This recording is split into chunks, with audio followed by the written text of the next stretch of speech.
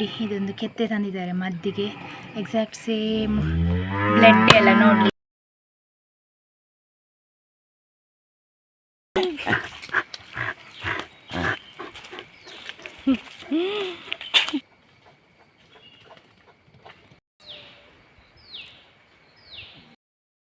ಇವರು ಬರಲಿಕ್ಕೆ ಶುರು ಮಾಡಿದ್ದಾರೆ. Hello guys, good morning, welcome to my new vlog. ಎಲ್ಲರೂ ಹೇಗಿದ್ದೀರಾ? ಎಲ್ಲರೂ ಆರಾಮ ಸೌಖ್ಯ ಅಂತ ಎಣಿಸ್ತೇನೆ. ಹಾಗೆ ನನ್ನ ಚಾನಲನ್ನು ನೀವು ಮೊದಲ ಸರಿ ನೋಡ್ತಾ ಇದ್ದೀರಾ ಅಂದರೆ ಪ್ಲೀಸ್ ಸಬ್ಸ್ಕ್ರೈಬ್ ಮಾಡಿ, ಅಲ್ಲಿರೋ ಬೆಲ್ ಐಕಾನ್ ಒತ್ತಿ, ನಿಮ್ಮ ಫ್ಯಾಮಿಲಿ ಫ್ರೆಂಡ್ಸ್ ಒಟ್ಟಿಗೆ ಶೇರ್ ಮಾಡೋದನ್ನು ಕೂಡ ಮರಿಬೇಡಿ. ಇವತ್ತಿನ ವ್ಲಾಗ್ ಸ್ಟಾರ್ಟ್ ಮಾಡುವ. Let's go.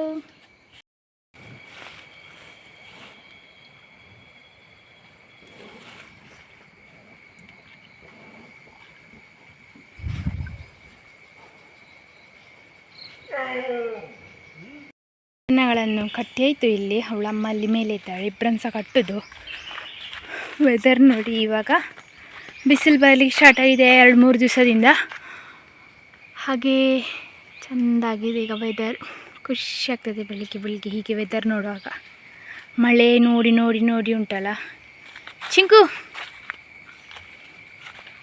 ಟಿಂಕು ಸೂಸು ಮಾಡಲಿಕ್ಕೆ ಬಿಡೋದಿಲ್ಲ ಅಂತ ಹೇಳ್ಬೋದು ಇವಾಗ. ಬಾ. ಚಳಿಗಾಲ ಸ್ಟಾರ್ಟ್ ಆಗಿದೆ ಅಂತ ಹೇಳಿ ನಾವು ಮುಂಚೆ ಚಿಕ್ಕ ಇರುವಾಗ ಹೇಗೆ ಅಂದ್ಕೊಳ್ತಿದ್ವಿ ಶಾಲೆಗೆ ಹೋಗುವಾಗ ಅಂತ ಹೇಳಿದರೆ, ಇವಾಗ ತೋರಿಸ್ತೇನೆ ಬನ್ನಿ. ಇವರು ಬರಲಿಕ್ಕೆ ಶುರು ಮಾಡಿದ್ದಾರೆ. ಇದು ಎಂಥ ಹುಳ ಅಂತ ಗೊತ್ತಿಲ್ಲ, ಇದು ಕಂಬಳಿ ಹುಳದ ಹಾಗೆ, ಆದರೆ ಇಲ್ಲೇ ಇರ್ತದೆ ಆಯಿತಾ, ಇಲ್ಲೇ ಸಾಯ್ತದೆ. ಬೇಸಿಗೆಲ್ಲ ಎಂಡಾಗಿ ಮಳೆಗಾಲ ಸ್ಟಾರ್ಟ್ ಆಗುವಾಗ, ಇದು ಚಳಿಗಾಲ ಸ್ಟಾರ್ಟ್ ಆಗುವಾಗ ಬರಲಿಕ್ಕೆ ಶುರು ಆಗ್ತದೆ. ಅಂದರೆ ಈ ಮರದಲ್ಲಿ ಮಾತ್ರ ಕೂತ್ಕೊಳ್ಳೋದು. ನಾವು ಬಜಾವು ಮಾಡ್ತೇವಲ್ಲ ಆ ಮರದಲ್ಲಿ ಎಲ್ಲ ಹೀಗೆ ಸಾಲಾಗಿ ಕೂತಿರ್ತದೆ ಕಂಬಳಿಯಾಗೆ ನೋಡಿ ಅಂತೆ.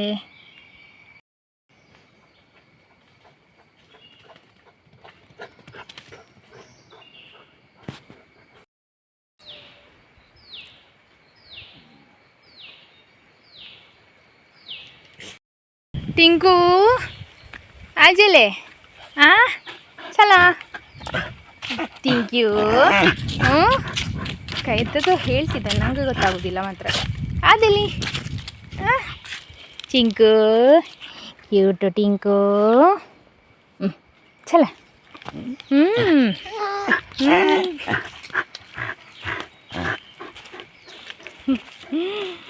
ಕ್ಯೂಟು ಟಿಂಕು, ಒಳ್ಳೆ ಟಿಂಕು.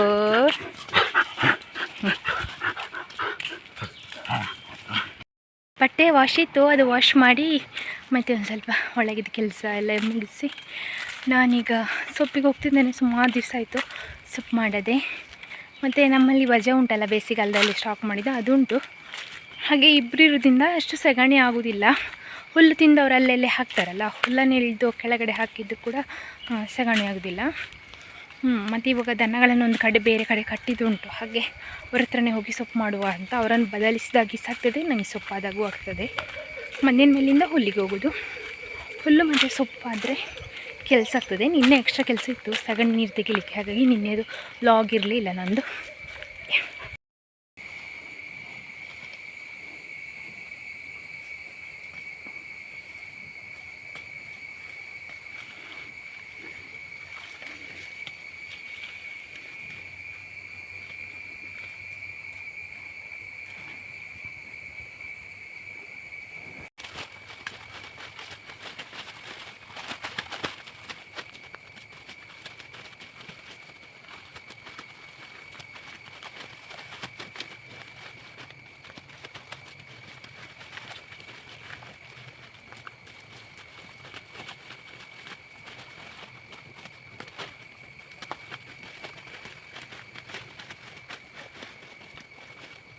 ಒಂದು ಕಟ್ಟ ಸೊಪ್ಪಾಯಿತು. ಹಾಗೆ ದನಗಳೊಮ್ಮೆ ಬದಲಿಸಿ ನಾನು ಮನೆಗೆ ಹೋಗ್ತಿದ್ದೇನೆ. ನಮ್ಮ ದನಗಳು ಇಷ್ಟು ಸೋಮಾರಿಗಳು ಅಂತೇಳಿದರೆ, ಬೇಕಾದಷ್ಟು ಸೊಪ್ಪಿರುವಲ್ಲಿ ಹುಲ್ಲಿರುವಲ್ಲಿ ಹೋಗಿ ಕಟ್ತೇವೆ. ಆದರೂ ನಿಂತ್ಕೊಂಡು ನೋಡೋದು, ಕರೆಯುವುದು.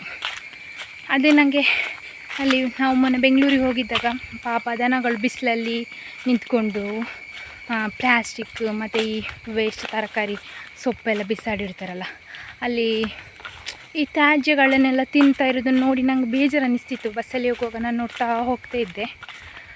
ಅಂದರೆ ಅವರಿಗೆಲ್ಲ ಇಂಥದ್ದೆಲ್ಲ ಸಿಗೋದಿಲ್ಲ, ಸಿಗುವವರಿಗೆ ಬೇಡ. ನಾವು ಮನುಷ್ಯರು ಸಹ ಅಷ್ಟೇ ಅಲ್ಲ, ಇರುವವರಿಗೆ ಬೇಡ, ಬೆಂಗಳೂರವರಿಗೆ ಕಾಡು ಬೇಕು ಆ ಥರ. ಪಾಪ ದನಗಳನ್ನು ನೋಡುವಾಗ ಬೇಜಾರು ಅನ್ನಿಸ್ತದೆ. ನಮ್ಮ ದನಗಳಿಗೆ ಸೋಮಾರಿ ಅಂದರೆ ಉದಾಸೀನದ ಮಾರಿಗಳು ನಿಂತ್ಕೊಂಡು ಈಗ ನೋಡ್ತಾ ಇದ್ದಾರೆ. ನಾನು ಇಷ್ಟೊತ್ತು ಸೊಪ್ಪಿರಿದೆ, ಆ ಸೊಪ್ಪನ್ನು ತಂದು ಹಟ್ಟಿಗೆ ಹಾಕಿದರೆ ಅವರು ತಿಂತಾರೆ. ಅದೇ ಸೊಪ್ಪು ಅವರು ತಿನ್ನೋದಿಲ್ಲ. ಅಂಥ ಸೋಮಾರಿಗಳು. ಕೋಪ ಬರ್ತಿದೆ ನನಗೆ, ಎರಡು ಕೊಡುವ ಅಂತ. ನಾನು ಈಗ ಬದಲಿಸಿ ಬಂದೆ, ಏನಾದರೂ ಮಾಡ್ಕೊಂಡಿರಿ ಅಂತ. ಎಂತ ಟಿಂಕಿ ನಂದಿ ಮತ್ತು ಟಿಂಕಿ ನೋಡಿ ಇಬ್ಬರು ಟ್ವಿನ್ನಿಂಗ್. ಎಂತ ನಂದಿ ಏ ಶುಭಣ್ಣ ನಂದಿ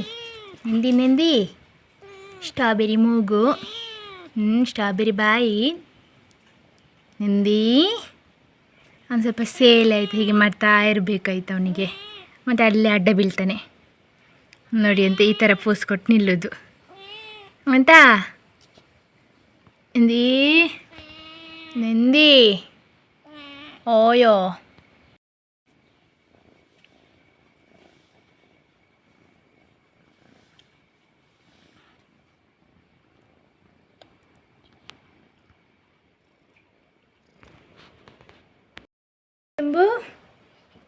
ಶಂಭು ಕುಮಾರ್, ಹೆಲೋ. ಒಂದು ಗಡ್ಡ ನೋಡಿ ಇಲ್ಲಿ, ಗಡ್ಡ ಶಂಭು.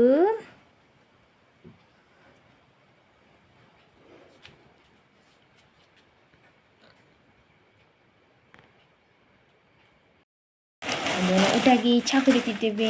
ಈಗ ನಾನು ಹಾಲು ಚಹಾನೇ ಕುಡಿಯೋದು ಆಲ್ಮೋಸ್ಟ್. ಕಣ್ಣ ಚಹಾ ಒಮ್ಮೊಮ್ಮೆ ಕುಡಿತೇನೆ. ಇವನಿದ್ದೇ ಇರ್ತಾನೆ ಆಯಿತಾ. ಚಹಾಕ್ಕೆ ನಾನು ಚಹಾದ ಪಾತ್ರೆ ಹಿಡಿಲಿಕ್ಕೆ ಶುರು ಮಾಡಿದ ಮೇಲೆ ರಸ್ಕ್ ಬೀಳೋ ತನಕ ಒಬ್ಬನೇ ಇವನದ್ದು. ಇವನೊಬ್ಬನೇ ಬರೋದೀಗ ಚಹಾಕ್ಕೆ. ಉಳಿದವರೆಲ್ಲ ಬೇಟೆಗೆ ಹೋಗಿದ್ದಾರೆ ಕಾಣ್ತದೆ. ಮತ್ತು ಇವರಿಬ್ಬರು ಇದ್ದಾರಲ್ಲ, ನಂದಿ ಎಲ್ಲ ಬರುವುದಿಲ್ಲ. ನಂದಿ ಮತ್ತು ಡಿಂಗ ಎಲ್ಲ. ನಂದಿ ಅಂಗಳದಲ್ಲಿ ಮಲಗಿದ್ದಾನೆ, ನೋಡ್ತಿದ್ದಾನೆ ಅಂತ ಹಿಡ್ಕೊಂಡು. ಅಲ್ಲಿದ್ದಾನೆ ನೋಡಿ, ಅಂಗಳದಲ್ಲಿ ಮಲಗಿದ್ದಾನೆ ನೋಡಿ ಅಂತೇವ. ನಂದಿ ಶಂಭು ಹಾಯ್. ನಂದಿ ಶಂಭು ಓಯ್ ಓಯ್.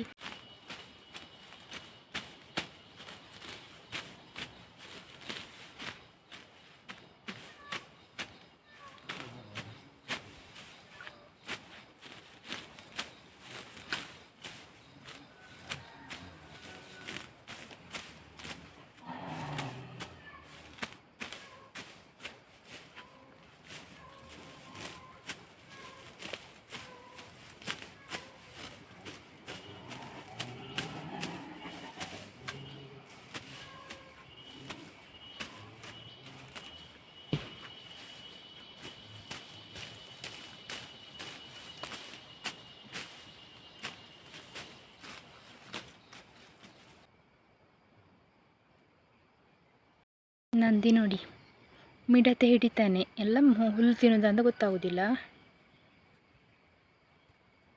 ಈಗ ನಾನು ಹುಲ್ಲಿರುವಾಗ ಒಂದು ಸ್ವಲ್ಪ ಒಂದೇನೋ ಹಿಡಿದು ತಿಂದ ಕಾಣಿಸ್ತದೆ. ಅಭ್ಯಾಸ ಆಗಿದೆ ಈಗ ಮಿಡತೆ ಹಿಡಿದು ತಿನ್ನಲಿಕ್ಕೆ. ನಂದಿ ಇದ್ದಾನಲ್ಲ ಇವ ಸೋಮಾರಿ. ಇವನಿಗೆ ಹಿಡಿಲಿಕ್ಕೆ ಬೇಡ, ತಿನ್ನಲಿಕ್ಕೆ ಬೇಕು. ನಾನು ಕೊಟ್ಟರೆ ಭಾರಿ ಖುಷಿಯಲ್ಲಿ ತಿಂತಾನೆ. ಎಲ್ಲಿ ಬೇಕಾದರೂ ಫಾಲೋ ಮಾಡ್ತಾ ಬರ್ತಾನೆ. ನಿನ್ನೆ ಒಂದು ಸಲ ಕೊಟ್ಟು ಉಂಟಲ್ಲ, ನನಗೆ ಸಾಕಾಗಿದೆ ಯಾಕೆ ಕೊಟ್ಟಿದ್ದೇನೆ ಅಂತಾಗಿದೆ. ಹೋದಲ್ಲೆಲ್ಲ ಕಾಲಿಗೆ ಸಿಗೋದು.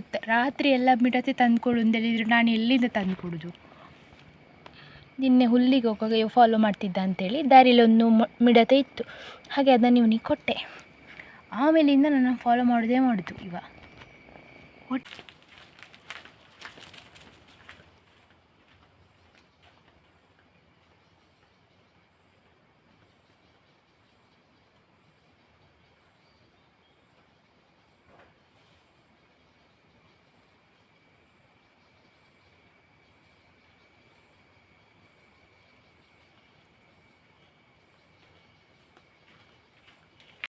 ನಾನು ಮನೆ ಹತ್ರ ಹುಲ್ಲು ಹೇರಿತಾ ಇದ್ದೇನೆ. ಹಾಗೆ ಅದು ಹೂವಿನ ಗಿಡದ ಆಚೆ ಈಚೆ ಕಡೆ ಎಲ್ಲ ಹುಲ್ಲಾಗಿದೆ ಅಲ್ಲ, ಇನ್ನು ಹೇಗೂ ಬಿಸಿಲು ಬೀಳ್ತದೆ, ಇನ್ನು ಅಂಗಳೆಲ್ಲ ಕ್ಲೀನ್ ಆಗಬೇಕು ಅಂತ ಹೇಳಿ ಅಲ್ಲಿ ಕ್ಲೀನ್ ಮಾಡ್ತಿದ್ದೇನೆ. ಅಪ್ಪ ಬೇಲಿ ಸುತ್ತ ಹುಲ್ಲು ಹಿರಿದಿದ್ರು ಬೆಳಗಿಂದ. ಅಂದರೆ ಅವರು ಅದು ಮಾತ್ರ ಹುಲ್ಲಿದೊಂದು ಹೋಗಿದ್ದರು. ಅಂದರೆ ಬೇಲಿ ಸುತ್ತ ಕೆಲವು ಗಿಡ ನೆಟ್ಟಿದ್ದಾರೆ ಹಣ್ಣಿಗೆ.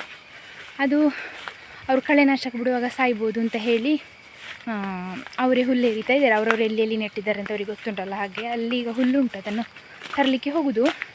ಕಟ್ಟಿ ಅಪ್ಪ ಬರ್ತಾರಂತ ಒರೆಸ್ಲಿಕ್ಕೆ. ನನ್ನೊಟ್ಟಿಗೆ ಯಾರು ಫಾಲೋ ಮಾಡ್ತಿದ್ದಾರೆ ನೋಡಿ.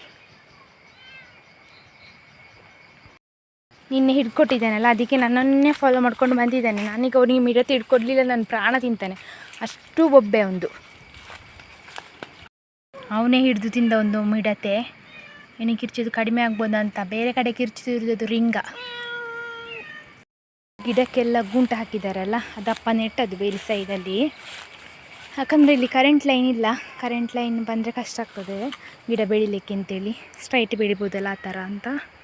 ಅದು ಹಣ್ಣಿದು ಗಿಡ, ನಾವು ಸಂತೆಯಿಂದ ತಗೊಂಡು ಬಂದು ಗಿಡ ಮಾಡಿದ್ದಂದರೆ ಬೀಜದಿಂದ ಗಿಡ ಮಾಡಿದ್ದು.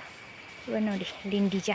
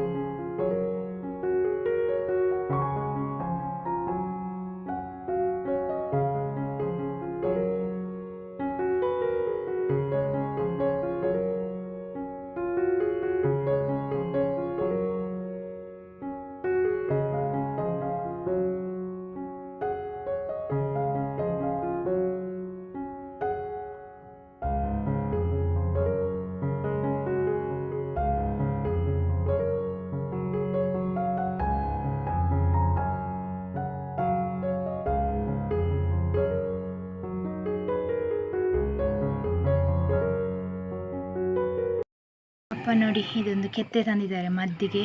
ಎಕ್ಸಾಕ್ಟ್ ಸೇಮ್ ಬ್ಲಡ್ ಎಲ್ಲ ನೋಡಲಿಕ್ಕೆ. ಇದಕ್ಕೆ ಬೇಂಗ ಮರ ಅಂತ ಹೇಳೋದು. ಸೊ ಇದು ಒಬ್ಬರು ಮದ್ದು ಕೇಳಿದ್ದಾರೆ ಅವ್ರಿಗೆ ಕೊಡಲಿಕ್ಕೆ.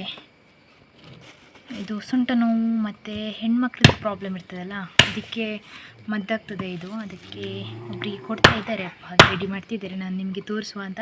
ಕೆಲವರೆಲ್ಲ ಇರ್ತಾರಲ್ಲ, ಅಂದರೆ ಈ ಥರದ ಮರ ಎಲ್ಲ ನೋಡಿದವರು, ಅವರಿಗೆ ಹೇಳಿದ್ದು. ಎಕ್ಸಾಕ್ಟ್ ಸೇಮ್ ನೋಡಿ.